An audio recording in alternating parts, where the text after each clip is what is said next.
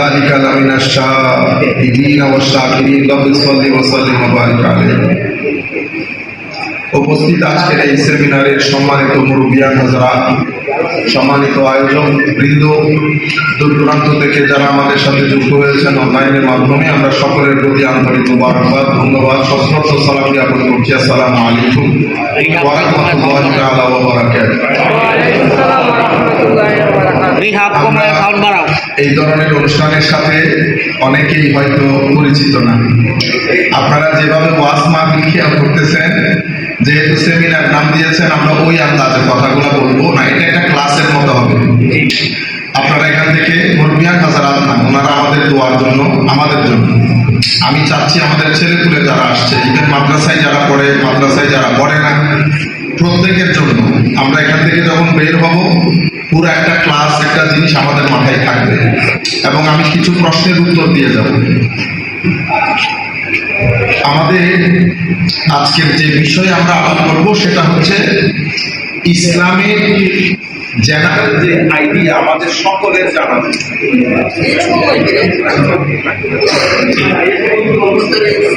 সকলের জানা যেটা উচিত। আমরা কোরআনে পাকে আয়াত তিলাওয়াত করেছি। আমি আগে আয়াতের প্লেন ব্যাখ্যাটা আপনাদেরকে বলে দিই। ওয়াইজ আখাযনা মিসাকা বনি ইসরাঈল, আল্লাহ রাব্বুল আলামিন ইরশাদ করছেন, হাবিব আপনি স্মরণ করুন সেই সময়ের কথা। তাহলে আমার নবীর প্রতি আল্লাহ ইরশাদ করছেন, স্মরণ করুন সেই সময়ের কথা যখন আপনি ওয়াদা নিয়েছি বনি ইসরাঈল। কথা বলিয়ে মাইকটা চলে, কেউ কোনো কথা বলবেন না। তাইলে বনি ইসরাঈল, মুসা আলাইহিস সালাম, ইনারা আমার নবীর আগে না? আমার নবী তো এগুলা দেখার কথা না, কিন্তু আমার নবীর প্রতি আল্লাহ কালাম হচ্ছে স্মরণ করুন সেই সময়ের কথা। তাইলে বোঝা যাচ্ছে আদম আলাইহিস সালাম থেকে আমার নবী পর্যন্ত যাহা কিছু ঘটেছে, যাহা কিছু ঘটবে কিয়ামতের আগ পর্যন্ত, সবকিছু আমার আল্লাহ আমার নবীকে জানান দিয়েছেন। আলাম তারা কাইফা ফাআলা রাব্বুকা বিআসহাবিল ফিল, হাবিব আপনি কি দেখেননি, আপনি কি জানেন না আমি হস্তি বাহিনীর সাথে কি আচরণ করেছি? এই ঘটনা আমার নবীর জন্মের আগে, যাহাকে আমরা জন্ম মনে করি সেই জন্মের আগের ঘটনা আমার আল্লাহ বলেছেন কিভাবে, আপনি কি দেখেন নাই? অথবা আপনি যদি বেশি স্মার্টলি অনুবাদ করেন, তাহলে আপনি কি জানেন না? আপনি কি জানেন না? তাহলে এখানে আপনারা কি বুঝতেছেন? প্রশ্ন মাথার ভিতরে কি আসে যে আমার নবীর জন্মের আগের ঘটনা আমার নবী তো জানার কথা না। কিছু ঘটনা জন্মের 1 বছর আগে, কিছু ঘটনা জন্মের 1000 বছর আগে, কিছু ঘটনা আমার নবী এখানে আসার 50,000 বছর আগে, আর কিছু ঘটনা আমার নবী জন্মগ্রহণ করার লাখ বছর আগে। তাইলে প্রত্যেক জায়গার মধ্যে আমার নবী সাল্লাল্লাহু আলাইহি ওয়াসাল্লামকে যেমন আলাম তারা কাইফা ফাআলা রাব্বুকা বিআদ, নিচে না বাইরে আলাম তারা, আপনারা আমার দিকে তাকিয়ে থাকেন, এটা ওয়াসওয়াসা হইতেছে, মেনে নিতে হবে, চিল্লা পাল্লা করে তো লাভ নাই। আহলে সুন্নাত ওয়াল জামাত আদব ভদ্রতা, বুঝছেন? এখন আবার আরেক দিকে চলে যেতে হচ্ছে। আমার আল্লাহ যা বলেছেন তা করা শরীয়ত, সেটাকে ভালো করে পালন করা আখলাক, সেটাকে সুপার করে পালন করা আদব। যেমন আমার এই চাচারা পাঞ্জাবি পরে আসছে, এই পাঞ্জাবি যদি স্ত্রী ছাড়া হইতো কেমন লাগতো আপনাদের? কোকড়ানো হলে কেমন লাগে? কেমন কেমন লাগে না? চোখে যখন দেখবেন ব্রেইনে এফেক্ট করে। কিন্তু পাঞ্জাবি তো করছে, পাঞ্জাবি পরা শরীয়ত, পাঞ্জাবিরে কোন রকম বাস টাস নিয়ে করে আসা আখলাক, এটারে আইরন করে সুন্দর করে করে আসাটা কি আদব। মানে আমল যখন পারফেক্টলি করা হয় তখন সেটাকে কি বলে? আদব বলে। এই জন্য সুফিয়ায়ে কেরাম বলেছেন যার কাছে আদব নাই তার কাছে শরীয়ত নাই। আপনারা বুঝতে পেরেছেন? আমরা যারা আছি আমাদের আইডেন্টিটি হচ্ছে আদব, আমাদের বৈশিষ্ট্য হচ্ছে আদব। আমরা যেখানে যাব বসা, আমাদের বসাটা তো জানু ভাইয়ের সুন্দর করে বসবো। কেন? বুঝতে পেরেছেন? আমরা গরম কথা বলবো না, গালিগালাজ করবো না। আমার সাথে এগ্রি করলে আলহামদুলিল্লাহ, এগ্রি না করলে আল্লাহর দরবারে দোয়া করি আপনাকেও হেদায়েত করুক, আমাকেও হেদায়েত করুক। আপনারা অন্যদের মতো হতে যায় না। পৃথিবী চেষ্টা করতেছে আপনাদেরকে খারেজি বানানোর জন্য। সুফিয়ায়ে কেরামের দলকে খারেজি বানানো এটা পৃথিবীর প্রজেক্ট। পৃথিবী বিভিন্ন ভাবে চেষ্টা করতেছে, সুতরাং আপনারা ওই রাস্তায় পা দেবেন না। আমাদের 100-200 বছর না, গত 1100 বছরে আমাদের ইতিহাস হচ্ছে সুফিয়ায়ে কেরামের বৈশিষ্ট্য আদব। এরা লাঠি হাতে নেবে না। আচ্ছা, তাইলে আলাম তারা কাইফা ফাআলা রাব্বুকা বিআদ, আদ জাতির কথা সেখানেও আমার আল্লাহ বলতেছেন হাবিব আপনি কি জানেন না, দেখেন নাই আমি আদ গোষ্ঠীর সাথে কি কাজ করেছি? তাহলে এই যে ওয়াইজ আখাজনা মিসাকা বনি ইসরাইল, বনি ইসরাইলের ওয়াদা, এটা আমার নবীকে আল্লাহ স্মরণ করিয়ে দিচ্ছেন। প্রয়োজন ছিল না। কেন স্মরণ করিয়ে দিচ্ছেন? কারণ সকল কিছু, যাহা কিছু আল্লাহ বানিয়েছেন, যাহা কিছু দুনিয়াতে আসবে, সব কিছুর প্রধান আমার নবী সাল্লাল্লাহু আলাইহি ওয়াসাল্লাম। স্রষ্টা হিসেবে আমার আল্লাহ আমার নবীর কাছে সবকিছু তুলে ধরছেন। ইভেন যখন বলছেন ওয়াইদ ক্বালা রাব্বুকা লিল মালাইকাতি ইন্নী জাইলুন ফিল আরদি খলিফা, হাবিব স্মরণ করুন সেই সময়ের কথা যখন আমি ফেরেশতাদেরকে বললাম আদম আলাইহিস সালামকে কি করার জন্য? সিজদা করার জন্য। তখনও কিন্তু আমার নবী জন্মগ্রহণ করেন। তখনও বলতেছে হাবিব স্মরণ করুন। তাই কিছু ঘটনা 2 বছর আগে, কিছু ঘটনা 200 বছর আগে, কিছু ঘটনা 2000 বছর আগে, আর কিছু ঘটনা লাখ বছর আগে। এটার নাম সুন্নিয়ত। এখন আপনি যদি বলেন আমি বেশি বলতেছি, তো কোনটা ভালো সেটা আপনি বলেন। আপনারা বুঝতে পেরেছেন? এগুলাতে তো দ্বিমত পোষণ করার কোনো সুযোগ নাই, কারণ আমাদের সমস্ত মুফাসসিরিনে কেরাম ঘটনাগুলো এইভাবে বলে। আপনারা বুঝতে পেরেছেন জিনিসটা? তাইলে বনি ইসরাইল থেকে ওয়াদা, আকীদার একটা বিষয় পরিষ্কার হয়ে গেছে না, যে আমার নবী দুনিয়াতে আসার 50 লাখ বছর আগের ঘটনাও আমার আল্লাহ বলতেছেন হাবিব স্মরণ করুন। আপনি কি জানেন না? আপনি কি দেখেন নাই? তাইলে বোঝা যাচ্ছে মা কানা ওয়া মা ইয়াকুন, যাহা হয়ে গেছে, যাহা হবে, সবকিছুর জ্ঞান আমার আল্লাহ আমার নবীকে কি করেছেন? সেই কারণে আল্লাহ হচ্ছেন আলিমুল গায়ব, আমার নবী হচ্ছেন মুত্তালাউন আলাল গায়ব। আল্লাহ আলিমুল গায়ব, সবকিছু জানেন। আল্লাহর জন্য তো আসলে কোনো গায়ব নাই। আর আমার নবী হচ্ছেন মুত্তালাউন আলাল গায়ব, যাকে গায়েবের সমস্ত বিষয়গুলো ইত্তেলা দেওয়া হয়েছে। এখন কি কি বিষয়ে ইত্তেলা দেওয়া হয়েছে? উম্মত যদি ফিতাকে নিয়ে মাপতে যায় বিয়াদবি হবে। উম্মত ফিতাকে নিয়ে মাপতে চাইলে বিয়াদবি হবে। আমার আল্লাহ বলছেন মা কানা ওয়া মা ইয়াকুন, মা কানা ওয়া মা ইয়াকুন। বাস কতটুকু দান করেছেন? অসম্ভব জ্ঞান দান করেছেন। আর আপনি যদি কতটুকু সীমানা নির্ধারণ করতে চান, আগে আপনার কিন্তু আশা করে সীমানা নির্ধারণ করেন। ঠিক আছে, চৌহদ্দির মধ্যে যেন 4টা দেওয়া ধরতে পারেন আটলান্টিক মহাসাগরে।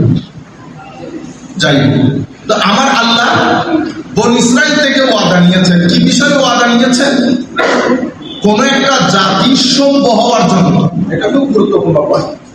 কোন একটা ঘরের মধ্যে সভ্যতা আসার জন্য, কোন ব্যক্তি জীবনকে যদি সুন্দর রূপে গঠন করতে চায়, আখিরাতের জন্য গঠন করতে চায়, আখিরাতের জন্য কেন গঠন করবে? কারণ আমরা সবাই 3টা জিনিসের মুতালাশি, তালেব, অন্বেষণকারী, মহাব্বত, হক। আমরা সত্য, মহাব্বত এবং বলি না, ট্রুথ, পরম সত্য।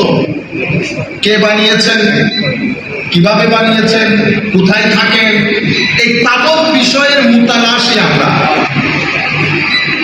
সুতরাং আমরা সবাই একটা জায়গা থেকে ডিপার্ট করেছি। ডিপার্চার গেট থাকে না, আপনারা হজে যারা গেছেন, গেট একটার নাম কি ডিপার্চার গেট, ঠিক না? আর একটার নাম হচ্ছে অ্যারাইভাল গেট। তাইলে আমাদের ব্যক্তি জীবনে একটা জায়গা থেকে ডিপার্চার করতে হবে, ডিপার্ট, আর আরেকটা জায়গায় আমাদের অ্যারাইভাল হবে। আমাদের ভিতরের জগতের মধ্যে দুইটা স্টেশন দান করেছেন আল্লাহ। একটা থেকে যদি আমি ডিপার্ট না করি, আরেকটা জায়গায় যদি অ্যারাইভাল না হয়, তাইলে আমার দুনিয়া আখিরাতের জীবন কি হয়ে যাবে, ধ্বংস হয়ে যাবে। তখন আমাদের দাড়ি, টুপি, পায়জামা, পাঞ্জাবি, সুন্দর কথা বলা, ওয়াজ তবলিগ, সব কিছু আল্লাহ রাব্বুল আলামিন বলবেন, ইয়া আইয়ুহাল্লাযীনা আমানু লিমা তাকুলুনা মা লা তাফআলুন কাবুরা মাকতান ইনদাল্লাহি আন তাকুলু মা লা তাফআলুন। কেন বলতে গেছো এই কথা যা তোমার ভিতরে নাই? কাবুরা মাকতান ইনদাল্লাহ, এটা অসম্ভব অসমীচীন কাজ আল্লাহর দরবারে। যাহা আপনি করেন না, তাহা আপনি মানুষকে বলতে যান।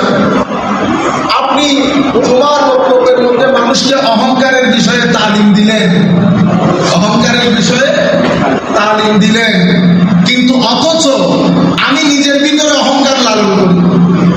আপনার ভিতরে অহংকার লালন করেন, সেটা আপনি জানবেন না। যারা অহংকার বিষয়ে পারদর্শী তাদের কাছে যেতে হবে। আল্লাহ রাব্বুল আলামিন কোরআনে পাকে ইরশাদ করেছেন, ইয়া আইয়ুহাল্লাযীনা আমানু দুখুলু ফিস-সিলমি কাফা, পরিপূর্ণ ইসলামের মধ্যে ঢুকতে বলেছেন। বলেন তো দেখি, আমরা পরিপূর্ণ ইসলাম এখন মানুষকে বলি, কেমনে পরিপূর্ণ ইসলাম? সম্মানিত উপস্থিতি, এগুলো আমাদের সকলের জানা প্রয়োজন। ইসলামের মধ্যে অঙ্গ তিনটা। কয়টা অঙ্গ? তিনটা অঙ্গ। আমাদের দ্বীনের মধ্যে, দ্বীন ইসলামের দ্বীনের মধ্যে অঙ্গ তিনটা, এটা মুখস্থ করে ফেলবেন। একটা অঙ্গের নাম ঈমান, একটা অঙ্গের নাম ইসলাম, একটা অঙ্গের নাম বলে ইহসান। তাহলে কয়টা হয়েছে অঙ্গ? এটা মুখস্থ করে ফেলেন, যেহেতু সেমিনার। ঈমান, ইসলাম, ইহসান। ঈমান, ইসলাম, ইহসান, এই তিনটা অঙ্গের সমন্বয়ে আমাদেরটাকে বলা হয় দ্বীন। কি বলা হয়? দ্বীন। তাইলে দ্বীনের অঙ্গ তিনটা, যে কোনো একটা অঙ্গ বাদ পড়লে দ্বীন পরিপূর্ণ হবে। কিন্তু আমার আল্লাহ বলছেন কি, উদখুলু ফিস-সিলমি কাফা, পরিপূর্ণ রূপে ঢুকতে বলেছেন। তাইলে ঈমান কি জিনিস? ঈমান হচ্ছে আকীদার বিষয়। কি কিতে বিশ্বাস করবেন, কোন কোন জিনিসে বিশ্বাস করবেন না। তাইলে আমাদের বিশ্বাসের মূল জায়গাগুলা কি? আপনারা আমাদের ছেলেরা হয়তো জানেনও না, এমনিতে আমানত বিল্লাহ পড়ে। আমাদের ঈমানের মূল মৌলিক বিশ্বাস কি কি? আমানতু বিল্লাহ, আল্লাহতে বিশ্বাস। এখন আপনি আল্লাহকে বিশ্বাস করলেন, এরপরে বললেন আল্লাহর হাত আছে, বিশ্বাস হয়েছে? আপনারা বুঝতে পেরেছেন? আমি সবকিছু মানলাম, আল্লাহ আমার স্রষ্টা, আল্লাহ আমার রাজ্জাক, রিজিক দাতা, সবকিছু মানলাম, কিন্তু আমি বললাম যে আমি যেমন চেয়ারে বসেছি, আল্লাহ তেমন চেয়ারে বসেন। নাউজুবিল্লাহ। একটু দর্শক করেন, আল্লাহুম্মা সাল্লি আলা সাইয়্যিদিনা মুহাম্মাদিন ওয়া আলা আলি সাইয়্যিদিনা মুহাম্মাদিন ওয়া আলা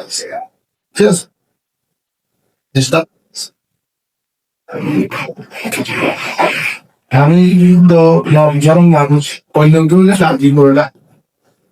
তোমাদের দেশের কিন্তু আছে তাইলে তাইলে আমরা মুখস্থ করি। তাইলে আল্লাহতে কেউ বিশ্বাস করলো, যেমন আমাদের ভাইদের মধ্যে কিছু ভাই আছে, ওনারা বলেন আমরা সুন্নি, বলেন না? তো সুন্নি হলে আল্লাহ তাওহীদের ক্ষেত্রে আকীদা হচ্ছে লাইসা কামিসলিহি শাই ওয়া হুয়া সামিউল বসির, আল্লাহর মতো কেউ নাই। তো মতো বললে কিরকম মতো? আকৃতিতে, প্রকৃতিতে, ধরনে, গঠনে, জায়গায়, কোন দিক থেকে আল্লাহ রাব্বুল আলামিনের কোন মতো নাই। একদম মৌলিক বিশ্বাস আল্লাহ, কিন্তু সেই আল্লাহর মধ্যে আমাদেরকে একটু ব্যাখ্যা বিশ্লেষণ করতে হবে না? তাইলে যখন আল্লাহর আকীদা সম্পর্কে, কারণ এখানে যদি আপনি গলগিরি করেন তো আমল শুদ্ধ হবে না। সেই কারণে আপনি যাওয়ার সময় বুঝে শুনে হাঁটতে হবে। তাইলে আমাদের অনেক ভাই, এদেরকে আমাদের মুসলিম ইতিহাসের মধ্যে বলা হয় মুজাসসিমা, শরীরবাদী আকীদাদারী। যারা আল্লাহকে শরীর হিসেবে মানে তারা সুন্নি। এটা আমি সার্টিফিকেট দিতে পারবো, সার্টিফিকেট আমার কাছ না। 1300 বছরের আকীদার ইমামগণ তাদেরকে সুন্নি বলে নাই। ইমাম কারা? এটা কোনো কথা হবে না। ইমাম আশআরী, মাতুরিদি, বুঝতে পেরেছেন? বাকিল্লামি, ইবনে ফৌরদ, বাইজদাবি, আসফারাইনি, গাজালি, আস্তে আস্তে আমাদের আকাইদে মাতারার নাসফি করেন নাই। ইমাম নাসফি, মঈন নাসফি হোক, সমস্ত নাসফি আকাইদের কোন ইমাম ফয়সা হচ্ছে যারা আল্লাহকে শরীক বলবে তারা সুন্নি না। আপনারা বুঝতে পেরেছেন? তাইলে আমানতু বিল্লাহ বললাম, আল্লাহর ক্ষেত্রে আমার আকীদা এতটুকু দুরুস্ত হওয়া ফরজে আইন। কারণ ইয়া আইয়ুহাল্লাযীনা আমানু দুখুলু ফিস সিলমে কাফা, আপনি এখানে গন্ডগোল করলে পরিপূর্ণ ইসলামের মধ্যে দাখিল হওয়া হবে। আপনারা বুঝতে পেরেছেন? আচ্ছা, এরপরে ওয়া মালাইকাতিহি, ফেরেশতাগণ, ওয়া কুতুবিহি, আল্লাহ প্রেরিত সমস্ত কিতাব, ওয়া রুসুলিহি, সমস্ত রাসূল, এগুলো আপনারা জানেন। আখিরাত জানেন। এগুলো হচ্ছে ঈমানের মৌলিক বিষয়। এই বিষয়ের মধ্যে যদি কেউ বলে আমি নবীকে মানি না, তাইলে মৌলিকত্বে আঘাত থাকলো না। কেউ যদি বলে আখিরাত মানি না, মৌলিকত্বে আঘাত এনেছে। কেউ যদি বলে কোন রাসূলের মধ্যে কাউকে মানি না, মৌলিকত্বে আঘাত এনেছে। এগুলা হচ্ছে আমাদের ঈমানের মৌলিক বিষয়, ঈমানের বিষয়। এর পরবর্তীতে আরেকটু এক্সটেন্ড হয়েছে আমার নবী, যেমন সাহাবায়ে কেরাম। আমরা আমার নবীর মধ্যে সাহাবায়ে কেরামের নাম আছে নাই? ঈমানের মৌলিক বিষয় এগুলা, কিন্তু পরবর্তীতে ফিতনার কারণে আরো কিছু জিনিস অ্যাড হয়েছে। যেমন আপনি যদি কোন সাহাবীকে, কারণ ইসলামের মধ্যে রাজনৈতিক কিছু মতপার্থক্যের কারণে একটা ফিতনা তৈরি হয়েছে, সেই ফিতনার আলোকে আমাদের ইমামগণ পরবর্তী প্রজন্মকে তাদের আকীদার ফিতনা থেকে রক্ষা করার জন্য কিছু দিক নির্দেশনা দিয়ে গেছে। একটা দিক নির্দেশনা, আমার নবী কি বলেছেন? আমার নবী বলেছেন আমার সাহাবী ইনাদেরকে নিয়ে তোমরা কোনো সমালোচনা করবে না। যারা সমালোচনা করে তাদের উপর আল্লাহর লানত, রাসূলের লানত, কুল কায়নাতে লানত। তাইলে আমি তরুণ প্রজন্মকে বুঝাইতে হবে কেন সাহাবায়ে কেরামকে আমার নবী রেড জোন ঘোষণা করলেন। কারণ দ্বীনে, কোরআন হোক, হাদিস হোক, শরীয়তের মাসলা মাসাইল হোক, সব কিছু জানার পেছনে মৌলিক ভূমিকা পালন করেছে সাহাবায়ে কেরাম। এখন আপনি যদি সাহাবায়ে কেরামের আদর্শ নিয়ে কথা তুলেন, আরেকজন কোরআনের সত্যতা নিয়ে কথা তুলুন। সেই কারণে সাহাবায়ে কেরামের এটাকে রেড জোন ঘোষণা করা হয়েছে। এখানে আপনি কোন বিষয়ে কোন জায়গায় কোন প্রশ্ন তুলতে পারবেন। এখন ইমানের সমস্ত স্তম্ভগুলো মেনেছে, সাহাবায়ে কেরামের কোন একজনকে গালি দিয়েছে, আমরা বলবো পথভ্রষ্ট। কি বলবো? পথভ্রষ্ট। আপনারা বুঝতে পেরেছেন? আলে রাসূল সাল্লাল্লাহু আলাইহি ওয়াসাল্লাম, আপনি ইমানের মৌলিক বিষয়গুলো মানলেন, সাহাবায়ে কেরামকে মানলেন, কিন্তু পুরো মহরম শরীফ চলে গেল, ইমামে হাসান, ইমামে হুসাইনের নামই মুখে আসলো না। এত বড় বড় ওয়েবসাইটের মধ্যে আপনি একটা একটা আর্টিকেল দিতে পারলেন না, 3 লাইনের একটা স্টেটমেন্ট দিতে পারলেন না, তাইলে বোঝা যাচ্ছে আলে রসুলের সাথে কোনো না কোনো জায়গায় একটা শত্রুতা আছে। তাহলে আলে রসুলের সাথে যদি আপনার ভিতরে কোনো বক্রতা থাকে, উলামায়ে কেরাম বলেছেন কোরআন হাদিসের আলোকে, কারণ আমার নবী বলেছেন যে যেই ব্যক্তি হাসান হুসাইনকে ভালোবাসে তাকে আল্লাহ ভালোবাসে। এটা উল্টা করেন, এখন উল্টা তো উল্টা করলে কি হয়, যে ব্যক্তি হাসান হুসাইনকে ঘৃণা করে আমার আল্লাহ তাকে, আর যদি আপনি স্মার্টলি বলতে চান যে ব্যক্তি হাসান হুসাইনকে ভালোবাসে না আল্লাহ তাকে ভালোবাসেন না। সেই কারণে ইমানের মৌলিক বিষয়গুলোর সাথে এগুলো এক হয়ে গেছে কালের পরিক্রমায়। তাইলে সাহাবায়ে কেরামের আজব আলে রাসূলের মুহাব্বত ঢুকে গেছে না। কেউ যদি এগুলো সব মেনে ইমামে হাসান, ইমামে হুসাইন, ফাতেমাতুজ জাহরা, হযরত আলী কারামাল্লাহু ওয়াজহুল কারীম এই শখসিয়াতদের বিরুদ্ধে, অথবা আইমাইকে রাসূল ইমাম বাকের আছেন, মুসা কাসেম আছেন, জাফর সাদিক আছেন, আইমায়ে কেরামের ব্যাপারে বলছে রাখে আমার নবী ইরশাদ করেছেন, ওয়াল্লাহি আল্লাহর ইজ্জতের কসম, লা ইয়াদখুলু কলবাম মুসলিম আল ঈমান, কোন মুসলমানের অন্তরে ততক্ষণ ঈমান ঢুকে না যতক্ষণ আমার কারণে মহব্বত না করে। আপনারা বুঝতে পেরেছেন এখন? তাই না? আলে রাসূলের ঢুকেছে, আলে রাসূলের সাথে কোন ধরনের উল্টা পোষা হলে কি হবে, উল্টা পাল্টা হলে কত প্রশ্ন থাকবে। আচ্ছা, এরপরে আমরা বলি আউলিয়ায়ে কেরামের নিসবত। কেন? আমার আল্লাহ বলছেন যারা আমার ওলিদের সাথে শত্রুতা পোষণ করে আমি তাদের বিরুদ্ধে যুদ্ধের ঘোষণা করি। তাইলে আপনি মৌলিক ঈমান আনলেন, ভেরি গুড। আলে রাসূল, ভেরি গুড। সাহাবায়ে কেরাম, ভেরি গুড। কিন্তু এখানে এসে দাঁড়া গিয়ে গেলেন আমার আল্লাহ যদি আল্লাহর বিরুদ্ধে যুদ্ধ ঘোষণা করেন, আল্লাহর সাথে যুদ্ধ করে পারবো আমি? এই জায়গার মধ্যে আমরা বলবো আমি ফাসেক হয়ে গেছি। কি হয়ে গেছি? ফাসেক শব্দ কয়টা ব্যবহার করেছি? তিনটা। মনে রাখবেন, আমাদের এখানে একটা শব্দ হচ্ছে ফিসক, তাফসীক করা, ফাসেক হয়ে গেছে। আরেকটা হচ্ছে তাবদীর, বেদাত হয়েছে। আরেকটা তাদলীল, পথভ্রষ্ট হয়েছে। আরেকটা তাশরীফ, কুফর হয়েছে। আমাদের আহলুস সুন্নাহ ওয়াল জামাতের মত অনুসারে আমরা ততক্ষণ পর্যন্ত কোন ব্যক্তির ব্যাপারে কুফর শব্দের ব্যবহার করতে পারবো না যতক্ষণ পর্যন্ত যে ইয়াকিনের সাথে সেই ঈমানের ভিতরে ঢুকেছে, যতক্ষণ একই ইয়াকিনের সাথে আমি বুঝতে না পারবো ঈমান থেকে বের হয়েছে ততক্ষণ। ইমাম গাযালি বলেছেন যতক্ষণ তাকযীব হবে না, কি হবে না? তাকযীব মানে মিথ্যা প্রতিপন্ন করেছে। কিসে? যা আমার নবী নিয়ে এসেছে তার কোন একটাকে যদি আপনি মিথ্যা প্রতিপন্ন করেন তখন তাকফীর হয়।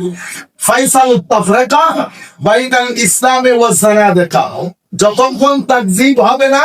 সেই কারণে বলেছেন 99টা কাজও তুমি পান যেটার মাধ্যমে কুফরের ইঙ্গিত হয়, শুধু একটা কাজ যেটার মাধ্যমে কনফিউজ হয়, চুপ থাকে। কেন? কারণ 10 জন ব্যক্তিকে কাফেরকে কাফের না বলাচ্ছে একজন না কাফেরকে কাফের বলা খতর লাগবে। 10 জন ব্যক্তি কাফের হয়েছে বলে নাই, বেঁচে গেছে। কারণ শুধু কাফের বললে তো এক কাফের না, মুসলমানের কবরস্থানে দাফন করতে পারবেন না, হাসপাতাল তারা হয়ে যাবে, সম্পদ থেকে বঞ্চিত হবে। বুঝতে পেরেছেন? ইসলামিক কোর্টের মুদ্দাফি হিসেবে ঘোষিত হবে। ইসলামিক কোর্ট থাকলে ক্যাপিটাল পানিশমেন্ট হবে। আপনি কুফরের বন্ধু একটা দিয়ে ঘরে বসে থাকলে হবে?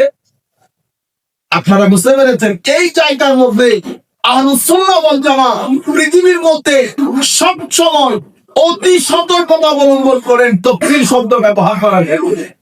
সেই কারণে যেমন মেরাজের মধ্যে কিছু অংশ স্বীকার করলে কাফের, কিছু অংশ স্বীকার করলে পথভ্রষ্টতা, কিছু অংশ স্বীকার করলে ফিসক, আর কিছু অংশ স্বীকার করে খাতা, ভুল হয়ে তিনি জানেন না।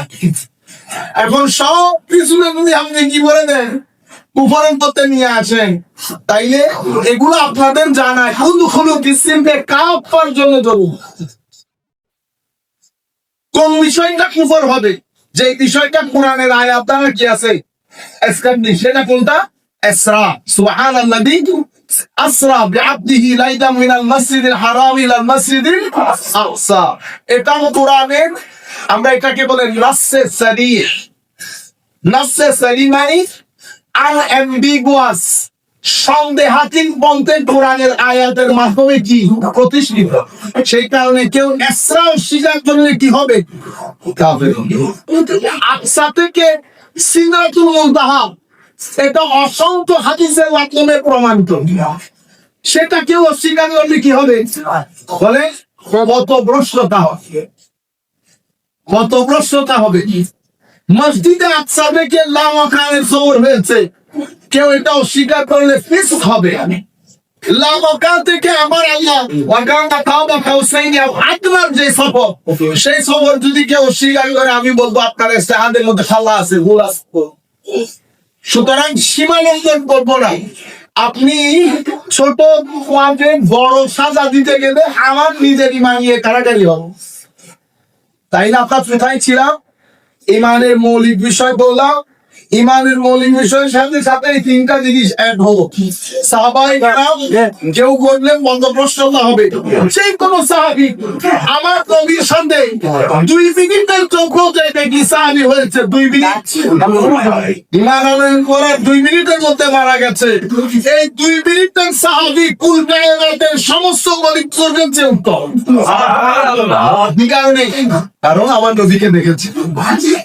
নবীকে দেখার শান কোন ইবাদত রিয়াজত না, শুধু আমার নবীকে দেখে বলতেছে আমি আপনাকে নবী হিসেবে মানলাম। এই কথা বলার সাথে সাথে মারা গেছে। এই কথা বলে 1 মিনিটের সাহাবী কুল কায়নাতের ওলি হুজুর আলেম কামেল তাবাইদিন সাকিরিন সালেহি সবাই এক পাল্লায় রাখলে ওই 1 মিনিটের সাহাবী একটা জিবা এক পাল্লায় রাখলে সমান হবে। এই হচ্ছে সাহাবায়ে কেরামের স্ট্যাটাস। তো যিনি সাহাবী এবং আলে রাসূল, যেমন হযরত আলী সাহাবীও আলে রাসূলও মাকাম কি হবে? সুতরাং এটা নেছো। এখানে আমরা কথা বলবো, এতটুকু তো বুঝতে পেরেছেন? আচ্ছা, আরেকটা বড় বিষয় ইমানের ক্ষেত্রে যেটা আমাদের জানা দরকার, কি জন্য উদখুলু ফিস-সিলমে কাফার জন্য জানা দরকার। সেটা আপনারা আপনাদের সন্তানদেরকে এভাবে বুঝাবে। আপনাদের মতো করে বোঝালে তারা বুঝবে না, তাদেরকে এই আন্দাজে বুঝাবে। এখন আমার নবী সাল্লাল্লাহু আলাইহি ওয়াসাল্লামের ব্যাপারে গত 100 বছরে এই ফিতনা শুরু হয়েছে আমার নবীর যুগ থেকে, কিন্তু গত 100 বছরে এই ফিতনা মাথা ছাড়া দিয়ে উঠে আসমানে গিয়ে পৌঁছেছে। সেটা কি? তানকিসে নবুওয়া। তানকিসে নবুওয়া মানে আমার নবীর নবুয়তের শানকে ছোট করা। নবুয়তের শানকে ছোট করা। কেউ যদি জেনে বুঝে এই কাজ করে তাইলে তো মুনাফিক হবে। কি হবে? মুনাফিক। যেমন এই যে আমার নবী সাল্লাল্লাহু আলাইহি ওয়াসাল্লামের ব্যাপারে বললাম, উনি কিছুই জানতেন না, আলিফ বা ডাক মাম, তাইলে এটা বেয়াদবি হয়েছে। মনে রাখবেন, সকল বেয়াদবিতে আমরা কুফরের ফতোয়া দেব, কিন্তু আমার নবীর সামনে আদনা বেয়াদবি করলো পথভ্রষ্ট হয়। বেয়াদবি মানে এটাকে বলে শাতেমে রাসূল। আমরা যেটাকে আরবি ফার্সির মধ্যে বললাম গুস্তাখে রাসূল, তো গুস্তাখে রাসূলকে আরবি বলে শাতেমে রাসূল মানে আমার নবীকে গালি দেওয়া, আমার নবীকে গালি দেওয়া। মনে রাখবেন, আমরা মাঝখানে থাকবো, ডানেও যাবো না বামেও যাবো না, কারণ মাঝখানে যদি না থাকে তাহলে তো দলিলের কোনতে হেরে যাবে, আমাদের নতুন নতুনের কাছে ভুল মেসেজ যাবে। তো আমার নবীর শানে এই যে তানকিস করা হচ্ছে, জেনে বুঝে বেদাত এবং শিরকের নাম দিয়ে আমার নবী সাল্লাল্লাহু আলাইহি ওয়াসাল্লাম যে তানকিস যেটা করা হচ্ছে, খাদিজাতুল কুবরা রাদিয়াল্লাহু তাআলা আনহা, যেমন হযরত আলী মন্তবা করেছেন। আমাদের এখানে অনেকে বলেছেন না বলে এই যে এগুলাকে বলে তানকিস করা, ছোট করা। তানকিস যদি ছোট হয় কত প্রশ্নতা, তানকিস যদি সামনে আল্লাহ রসুলকে গালি দেওয়া পর্যন্ত পৌঁছে তাহলে তো খিলাফত না জাহান্নামের গুরু। আপনারা বলেন যে কোন কমন সেন্স ওয়ালা ছেলে আমার নবীর সামনে শব্দ প্রয়োগে আমরা একটু সচেতন হতে হবে না? যেটা আপনাদের এখানে ফ্যান নাই। তাহলে আমি ঈমান এতটুকু পর্যন্ত আপনাদেরকে বলছি। তাইলে আমরা কি শিখলাম? আমরা মুখস্থ করে ফেলি যারা আছি। তাইলে একটা মৌলিক বিষয় আমানতু বিল্লাহি ওয়া মালাইকাতিহি ওয়া কুতুবিহি ওয়া রুসুলিহি ওয়াল ইয়াউমিল আখির ওয়াল কদরি খাইরিহি ওয়া শাররিহি মিনাল্লাহি তাআলা ওয়া বা'সি বা'দাল। আরবিতে তো পড়ি, বাংলাতে বুঝি, ঠিক আছে? এরপরে এটার সাথে অ্যাড হয়েছে সাহাবায়ে কেরাম, আলে রাসূল, এরপরে আউলিয়াদের নিসবত। আউলিয়ার নিসবত এটা অস্বীকার করলে কি হয়? খ্রিস্ট পুজুর হয়, খ্রিস্ট পুজুর হয়। এরপরে আল্লাহর সামনে কথা বলতে গেলে শরীরবাদী আকীদা, আল্লাহর হাত আছে এটা বলা যাবে না। আমার নবী সাল্লাল্লাহু আলাইহি ওয়াসাল্লামকে সর্বোচ্চ সম্মান করে, তাইলে এটা ঈমান। এটা এতটুকু বুঝেছেন তো? এরপরে অংশ ইসলাম। আমরা এখন ডিসকাস করতেছি কি বিষয়ে? দ্বীনের তিনটা অঙ্গ। একটা অঙ্গ ঈমান জেনেছি, আরেকটা অঙ্গের নাম কি? ইসলাম। কি কি জিনিস ইসলামের নাম বলে? ইসলামের মধ্যে আমরা বলি না পিলার অফ ইসলাম? তো ইসলামের পিলার কয়টা, মানে স্তম্ভ কয়টা? কয়টা স্তম্ভের উপর ইসলাম দাঁড়িয়ে? পাঁচটা। কি কি বলতে পারবেন? হ্যাঁ, কালিমা। কালিমা মানে আপনি যে বিশ্বাস করেছেন সেটা আপনি মুখে উচ্চারণ করতে হবে। এখন হিন্দু বাড়ির লোক ভিতরে বিশ্বাস করেছে, বয়ে কিছু উল্লেখ করে নাই, তাকে আমরা কি বলবো? তাকে বলবো অন্তরের দিক থেকে, মানে আল্লাহর কাছে মুসলমান, মানুষের কাছে কাফের। কেন? কারণ অন্তরে বিশ্বাস করেছে, আমার আল্লাহ অন্তরের খবর রাখে না, নিজে এলাদ করে নাই। তাইলে ইসলামের প্রথম স্তম্ভ হচ্ছে যাহা বিশ্বাস করেছেন তাহা এলান করেন। এলান আমরা কিভাবে করি? আশহাদু, আমি সাক্ষী দিচ্ছি আল্লাহ বাদে কেউ নাই, মুহাম্মাদুর রাসূলুল্লাহ সাল্লাল্লাহু আলাইহি ওয়াসাল্লাম আল্লাহর নবী ও রাসূল। এটা আমার সাক্ষী অ্যানাউন্স করেছি, মানুষ জানতে পেরেছে। কেন? আপনি সাক্ষী না দিলে মানুষ জানতে পেরে আপনি ভিতরে কি বিশ্বাস করেছেন। অসংখ্য হিন্দু ভাই আছে, হিন্দু বাড়িতে থাকে কিন্তু তারা মুসলমান, পরিবারের ভয়ে বলতে পারে না। শরীয়তের মধ্যে আইনুল আকায়েদের মধ্যে তাদেরকে বলা হয় তারা মুসলিম ইনশাআল্লাহ, কাফের ইনশাআল্লাহ। আরেক ব্যক্তি আপনাদের সাথে নামাজ পড়ে, রোজা রাখে টাকা পয়সা নেওয়ার জন্য, বিভিন্ন ধান্দায়, কিন্তু সে মৌলিকভাবে মুসলমান না। তো সেই ব্যক্তির ব্যাপারে আকায়েদে ইমামদের ফায়সালা হচ্ছে ওয়া হুয়া কাফিরুন ইনদাল্লাহ মুমিনুন ইনদাল্লাহ। মানুষের কাছে মুসলমান, আল্লাহর দরবারে আল্লাহর দরবারে। তাহলে আমরা ইসলামের প্রথম স্তম্ভ সাক্ষী দিতে হবে।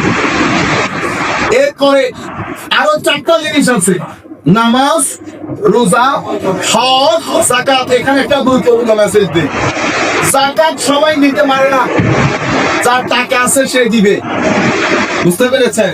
তাইলে আপনি টাকা ছাড়া যাকাত দিতে না পারা, আপনার থেকে একটা পিলার সরে গেছেন, কিন্তু বিশ্বাস করতে হবে, বিশ্বাস করতে হবে এটা যে পিলার। তাইলে আপনি তিনটে পাঁচটা পিলার উপর দাঁড় করিয়েছেন, এটা খুব গুরুত্বপূর্ণ মেসেজ। তাইলে আপনি যাকাত দিতে পারবেন না, একটা পিলার কাজ করে না আপনার ক্ষেত্রে। হজ, টাকা ছাড়া যেতে পারছেন, শরীর অসুস্থ হলে যেতে পারছেন না, তাইলে আরো একটা পিলার, বুঝতে পেরেছেন, কাজ করছে না। রোজা, অতিরিক্ত ডায়াবেটিস রাখতে পারতেছেন না, আরো একটা পিলার কাজ করতেছে না। আপনি লা ইলাহা ইল্লাল্লাহ একবার বলেছেন, কাজ হয়ে গেছে, তাইলে আপনার অসুস্থতার কারণে আরো তিনটা পিলার কাজ করছে না, রয়ে গেল একটা মৌলিক পিলার, সেটা কি? এটাও তখন করবেন না। তো আপনি তো পিলারের উপর নাই, সব পিলার অকেজ করে দিয়েছেন, কেমনে মুসলমান হয়ে গেলেন আপনি? নিজে চিন্তা করে দেখেন, আপনি বলেছেন স্তম্ভ পাঁচটা, পাঁচটা স্তম্ভের মধ্যে পাঁচটাই অকেজ। আপনি কেমনে বলতেছেন আপনি মুসলমান? বেটা, নামাজ সুন্নিয়ত তো অনেক দূরের কথা বেটা। নামাজ ছাড়া আপনি তো করবো কিসে? এটা তো বেকাই রবি। আল্লাহ জমিনে গিয়ে পড়ে মসজিদে ঘরের মধ্যে নামাজ না পড়ে শুয়ে পড়ে মোহাম্মদ দেখবেন এটা হবে। আমি এই যত চাইতেছি এইভাবে যদি উঠে তাইলে সহজ হয়। মা বাবাদের কমে হবে। ছেলেপুলে আমাদের বাপদাদারা মা বাবারা বলতো নামাজ না পড়লে বাপ নাই, নামাজ না পড়লে বাপ নাই। বলো কোনো ভয় বলে না এখন। নামাজ না পড়লে বাপ নাই, বাস এক যথেষ্ট। কেন?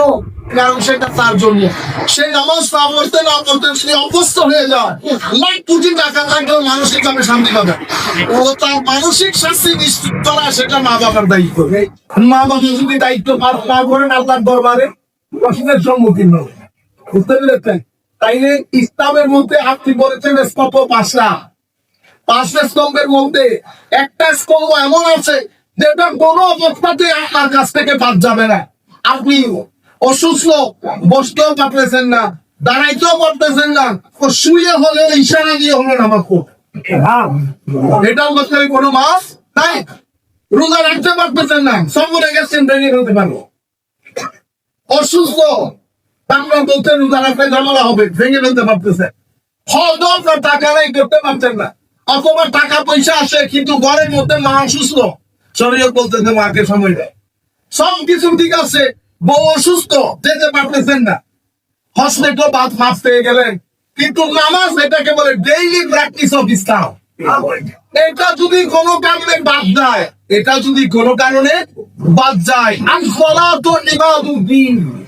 এই কারণে আমার নবী বলেছেন নামাজ হচ্ছে দ্বীনের স্তম্ভ। যে ব্যক্তি নামাজ আদায় করলো না, হাজামাত দ্বীন, অর্থাৎ হাজামাত দ্বীন কামা ক্বালা রাসূলুল্লাহ সাল্লাল্লাহু আলাইহি ওয়াসাল্লাম, সেই ব্যক্তি দ্বীনের স্তম্ভকে ধ্বংস করে দেয়। তো নামাজ পড়া মানে ভেঙে দাও, স্তম্ভ ভেঙে দেয়। তিন ভাগ দেতা আপনারা বুঝতে পারতেছেন কয়টা হয়েছে?